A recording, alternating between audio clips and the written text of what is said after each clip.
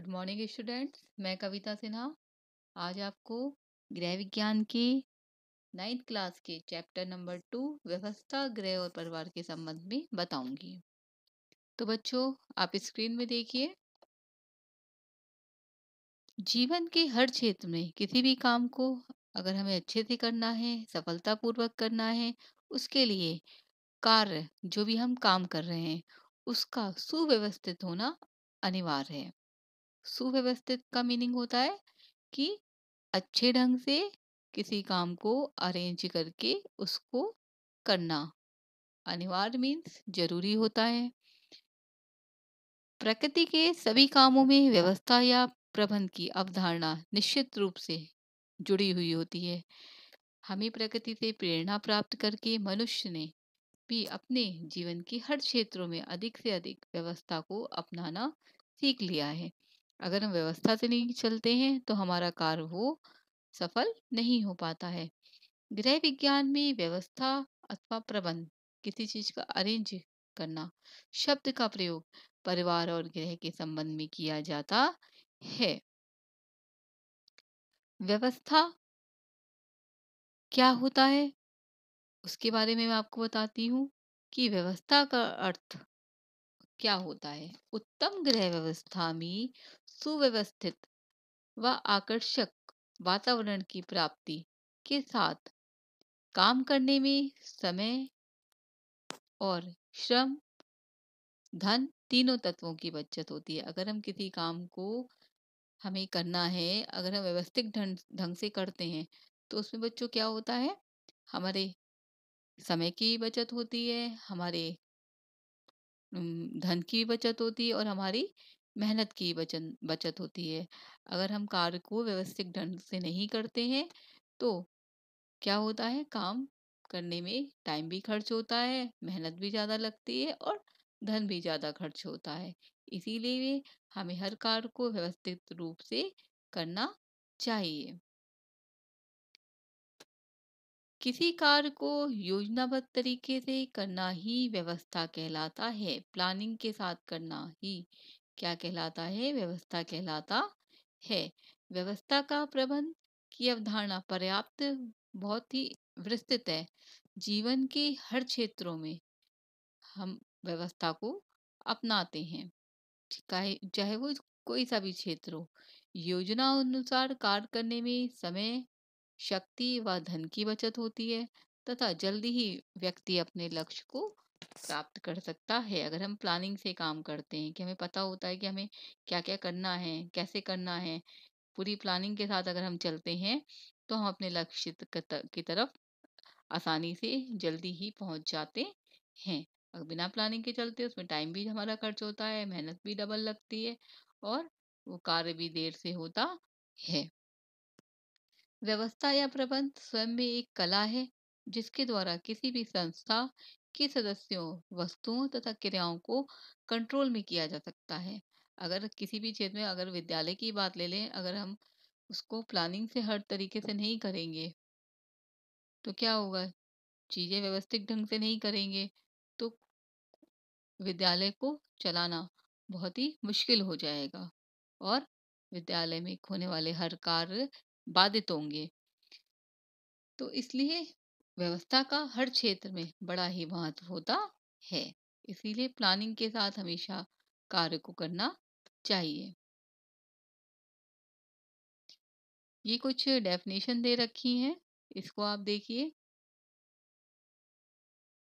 समान रूप से नीति निर्धारण, उसको कार्यान्वित करना, संगठन निर्माण तथा उसका सदुपयोग करना ही व्यवस्था प्रबंध कहलाता है। प्लानिंग से काम करना, उसका निर्माण करना और उसका सदुपयोग करना क्या कहलाता है, व्यवस्था निर्माणक कहलाता है।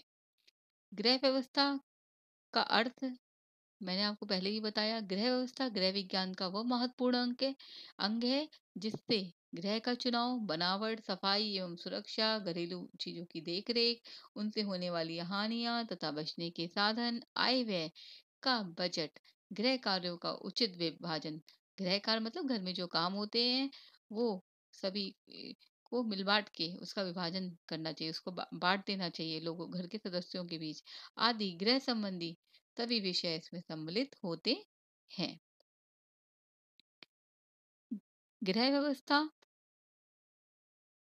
घर के उद्देश्यों की पूर्ति में सहायक सीमित साधनों के विषय में उचित लेने की प्रक्रिया है कि हम सीमित साधनों में कैसे चल सकें, कैसे उसको हम सही ढंग से व्यवस्थित रूप से चल सकें। तो इसके बारे में हमें अवगत कराता है। गृह व्यवस्था के अंतर्गत नियोजन क्रियाओं द्वारा परिवार अपने निर्धारित लक्ष्यों की प्राप्ति में निरंतर बढ़ता है। परिवार के सदस्यों की आवश्यकताओं की पूर्ति और लक्ष्यों को ध्यान में रखते हुए की जाती है। परिवार के उपलब्ध साधनों का प्रयोग में लाकर परिवार के जो हमारे कार्य हैं उसको अच्छे ढंग से उसको पूरा करना, सदस्यों की आवश्यकताओं की यथासंभव पूर्ति करना ही गृह व्यवस्था की प्रक्रिया कहलाती है। गृह व्यवस्था के उद्देश्य क्या होते हैं? अब इसके बारे में हम पढ़ेंगे। सर्वांगीण विकास।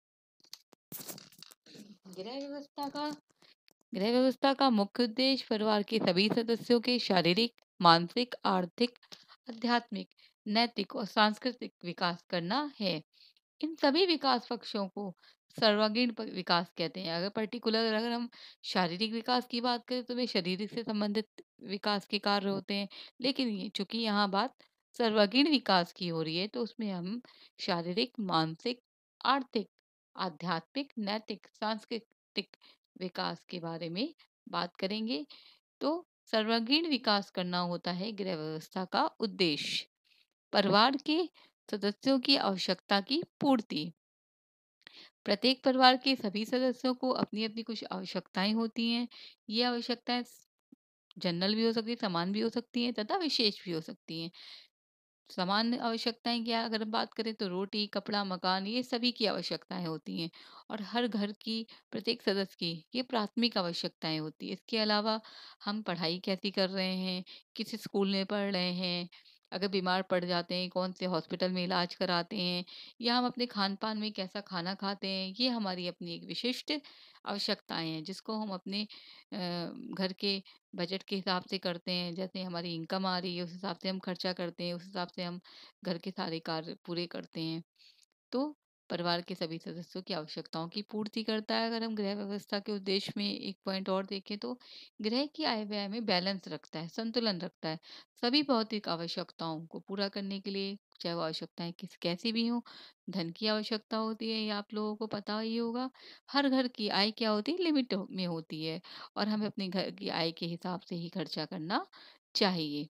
क्योंकि बचत का भी प्रावधान है, इसलिए हमें अपनी आय के हिसाब से सीमित आय के हिसाब से अपने खर्चों को करना चाहिए, एक व्यवस्थित रूप देना चाहिए। पारिवारिक वातावरण को आकर्षक बनाना। अगर हमारा घर व्यवस्थित रहेगा, हर कार्य सही से होंगे तो हमारे घर का वातावरण भी अच्छा रहेगा, जो कि हमारे घर के सदस्यों के लिए बहुत ही अच्छा रहता है। आपसी संबंध, अनुशासन, पारिवारिक मूल्यों को स्थापित करना भी गृह व्यवस्था का उद्देश्य होता है। पारिवारिक स्तर को ऊंचा उठाना, उत्तम बनाना। प्रत्येक परिवार का रहन-सहन अपनी-अपनी एक स्तर होता है। हम कैसे सोसाइटी में रहते हैं, कैसे हमें अपना जो रहन-सहन है वो मेंटेन करना है, जिसका निर्धारण परिवार के साधनों के आधार पर होता है। गृह व्यवस्था का प्रमुख उद्देश्य है परिवार का एक समुचित स्तर बनाए रखना। परिवार के प्रत्येक कार्य को अत्यंत कुशलता पूर्वक करना जरूरी होता है जिससे कि उसका स्तर अच्छा बने। इसके लिए रहन सहन, धार्मिक, सामाजिक तथा दार्शनिक मूल्यों को भी ध्यान रख में रखना आवश्यक होता है। ये सारे पॉइंट थे उद्देश्य की कि कैसे हम गृह व्यवस्था को हम आगे बढ़ाते हैं और इसको एक उत्तम रूप देने के लिए हमें किन किन चीजों का को करना चाहिए। अब हमारा जो अगला पॉइंट है, गृह व्यवस्था के मूल तत्व क्या क्या तत्व होते हैं। गृह व्यवस्था मुख्य रूप से तीन तत्वों पर आधारित होती है। पहला है हमारा नियोजन, जिसे हम बोलते हैं प्लानिंग। दूसरा है नियंत्रण, फिर है मूल्यांकन। इन तीनों तत्वों के समन्वय के साथ ही हम गृह व्यवस्था को सुचारू रूप से चला सकते हैं। नियोजन जिसे हम बोलते हैं प्लानिंग, ये सबसे पहला है, स्टेज है। किसी भी कार्य को पूरा करने के लिए किसकी ज़रूरत होती है? प्लानिंग की ज़रूरत होती है। सपोज़ हम मान लीजिए घर में साफ-सफाई का ही सोचते हैं, तो सबसे पहले प्लानिंग करते हैं कि कहाँ से शुरुआत करेंगे, कैसे हमें करनी है सफाई। तो कार्य के लिए पहले की जाने वाली तैयारी को हम बोलते हैं नियोजन, जिससे हमारा टाइम भी बचता है और हम आसानी से अपने काम में सफल भी होते हैं। फिर बच्चों, हमारा अगला पॉइंट है नियंत्रण। ये गृह व्यवस्था का द्वितीय चरण है। नियंत्रण के द्वारा ही अपनाई गई योजना को हम अपने जो हमने तय करा था, नियोजन करा था, जो हमने प्लानिंग करी थी, उसके हिसाब से हम उसका कार्य करते हैं। कार्य को योजना को सफल बनाने के लिए नियंत्रण बहुत ही आवश्यक होता है। फिर अगला पॉइंट हमारा है बच्चों मूल्यांकन। गृह व्यवस्था का तीसरा तत्व है मूल्यांकन, जिसमें हम चेक करते हैं कि हमने जो भी प्लानिंग करी थी, तो वो हमारी सक्सेसफुल हुई है कि नहीं हुई है। हमने जो कार्य करा है उसको पूरा करने के बाद कुछ हमसे गलती तो नहीं हुई है, कोई दोष तो नहीं हुए। तो दोषों को जानने का प्रयास करते हैं। यही नहीं, सूझबूझ के द्वारा मूल्यांकन घर परिवार से संबंधित भावी योजनाओं को ठोस आधार पर प्रस्तुत करने के लिए किया जाता है, तथा भविष्य में हमें दोबारा वो गलती ना हो, इससे भी बचाता है। तो ये 3 पॉइंट थे जो हमें गृह व्यवस्था में सहायक होते हैं। फिर हमारा बच्चों है गृह व्यवस्था के सिद्धांत क्या होते हैं। गृह व्यवस्था को सुचारू रूप से चलाने के लिए परिवार के समस्त सदस्यों के सुख एवं समृद्धि में व्यक्ति के लिए उत्तम गृह व्यवस्था का विशेष योगदान तथा महत्व होता है। अर्थव्यवस्था संबंधी सिद्धांत, हमारा पहला पॉइंट है अर्थव्यवस्था संबंधी सिद्धांत। गृह व्यवस्था का सिद्धांत गृह व्यवस्था से संबंधित होता है। जो ये सिद्धांत है, परिवार की आर्थिक व्यवस्था पुरुष द्वारा अर्जित धन से ही चलाई जाती है। स्क्रीन में देखिए, आपको दिखेगा। परंतु ये भी सच है कि परिवार की आर्थिक व्यवस्था में गृहिणी की महत्वपूर्ण भूमिका होती है। आप अपने घर में ही देखते होंगे कि जो धन कमाने का काम है वो पापा करते हैं, लेकिन गृहस्थी चलाने का काम आपकी माँ के द्वारा किया जाता है। तो परिवार में गृह व्यवस्था को सही ढंग से बनाए रखने के लिए ये आवश्यक है कि गृहिणी अपने आय व्यय में संतुलन रखे। आय मतलब जितनी इनकम हम आ रही है, हमारे पास आ रही है, और जितना हम खर्चा कर रहे हैं उसमें बैलेंस रखे। ऐसा नहीं इनकम तो आ रही है थोड़ी, हमारे पास हम खर्चे उससे ज़्यादा कर रहे हैं। हमारे अपने आय व्यय के संतुलन में बचत बचत का भी प्रावधान होना चाहिए। कार्य व्यवस्था संबंधी सिद्धांत, इस सिद्धांत के अनुसार परिवार की हर सदस्य को उसकी योग्यता के हिसाब से काम मिलने चाहिए। ऐसा नहीं है कि अगर मम्मी ही काम कर रही है तो मम्मी ही काम करती रहे। घर का जो भी मेंबर है उसको बराबर से काम करना चाहिए। ऐस- और ऐसा भी होना चाहिए कि उसके कार्य में भी बाधा नहीं उत्पन्न हो। सपोज स्कूल जाने वाली कोई बालक है या बालिका है, तो उसको ऐसा काम मिलना चाहिए कि उसकी पढ़ाई में कोई बाधा ना पहुंचे। फिर व श्रम संबंधी सिद्धांत। समय, टाइम, श्रम, जो हम मेहनत करते हैं, ये व्यवस्था को उत्तम व सुचारू बनाए रखने में समय व श्रम की बचत संबंधी सिद्धांत बहुत ही इम्पोर्टेंट है। इस सिद्धांत के अंतर्गत हर काम को करते समय ये ध्यान रखना चाहिए कि हमें अनावश्यक रूप से ना ही अपना समय खर्च करना चाहिए, ना ही श्रम ज़्यादा करना चाहिए। जैसे ही वस्तुओं को एक व्यवस्थित क्रम में रखने का काम करने के लिए उसको ढूंढने में समय अथवा श्रम व्यर्थ नहीं होगा। तो हमें कोशिश ये करनी चाहिए कि हम अपने घर के जितने भी सामान हैं उसकी एक पर्टिकुलर जगह निर्धारित करें, और वहीं से वो चीज़ उठाएं और वहीं पे वो चीज़ जब हम यूज़ कर लें उसको रखें। तो घर के हर प्रत्येक सदस्य को अपनी एक जिम्मेदारी समझ के इसको करना चाहिए। विश्राम व मनोरंजन संबंधी सिद्धांत, इसके अंतर्गत गृह व्यवस्था इस प्रकार से होनी चाहिए कि परिवार के सदस्यों को समुचित विश्राम भी मिले। भाई इतना काम करने के बाद विश्राम व मनोरंजन भी मिलना चाहिए। मनुष्य के जीवन में विश्राम व मनोरंजन का एक बहुत बड़ा महत्व है। मनोरंजन तथा विश्राम से जहाँ एक और मानसिक व शारीरिक थकान दूर होती है, वहीं हमारा मन भी प्रसन्न रहता है। जब हमारा मन प्रसन्न रहता है तो हम अच्छा फील करते हैं, हमारा स्वास्थ्य भी अच्छा रहता है। गृह व्यवस्था के कारक। गृह एवं परिवार दो अलग अलग तत्व हैं। क्या है? दो अलग अलग तत्व हैं। गृह वो स्थान है जहाँ पर हम मिलके जीवन व्यतीत करते हैं, जैसे मकान में रहते हैं, परिवार में रहते हैं। और परिवार व्यक्तियों का वो समूह है जो हमारे रक्त से संबंधित होता है, अर्थात खून का रिश्ता। इसलिए गृह तथा परिवार के संदर्भ में व्यवस्था के तत्वों की अलग अलग विवेचना करना उचित है। गृह के संबंध में व्यवस्था के प्रमुख अंग या तत्व निम्नलिखित हैं। परस्परानुकूलता या घर का सुविधाजनक होना।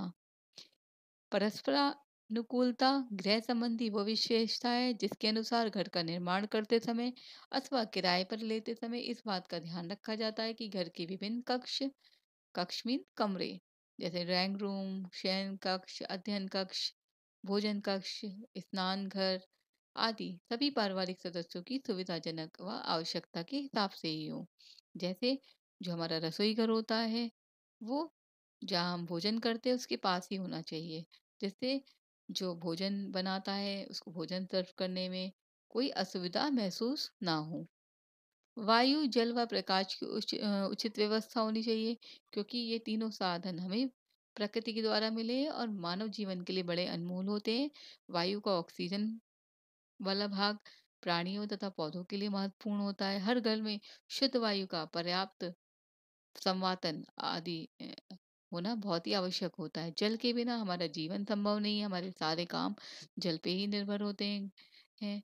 भोजन बनाने के लिए, कपड़े धोने के लिए जल का भी विशेष महत्व है। प्रकाश, प्रकाश का भी हमारे जीवन में बड़ा महत्व है, क्योंकि प्रकाश से हमें विटामिन डी मिलता है और जो सूर्य के प्रकाश से मिलता है। अतः उत्तम गृह व्यवस्था के लिए आवश्यक है कि घर के सभी कक्षों में पर्याप्त खिड़कियां, दरवाजे तथा रोशनदान होने चाहिए, जिससे स्वच्छ वायु, प्रकाश का प्रवेश हो सके। स्वच्छता तथा सफाई का भी बहुत महत्व है। कुशल गृह व्यवस्था भी स्वच्छता व सफाई का महत्वपूर्ण स्थान होता है। यदि घर में सफाई नहीं है तो मक्खी मच्छर आदि जन्म लेते हैं और बीमारियां फैलती हैं।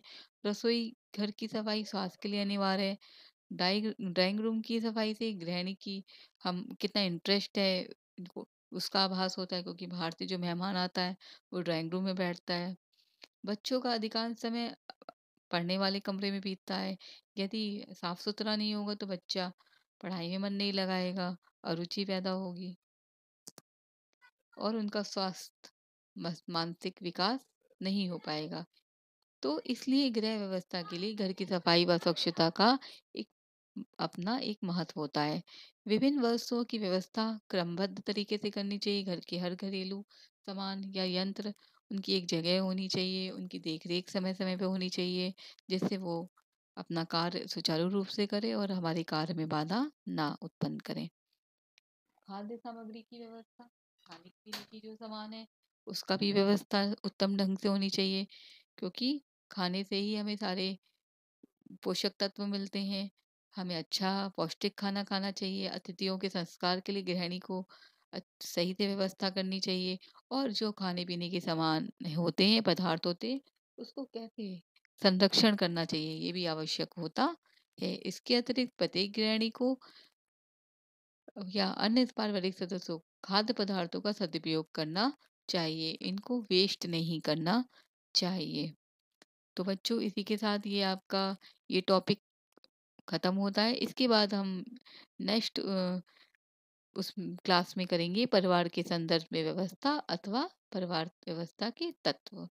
आप लोग जो ऊपर मैंने आपको समझाया उसको ध्यानपूर्वक अध्ययन करिए और इसको समझने का प्रयास करिए। जय हिंद बच्चों।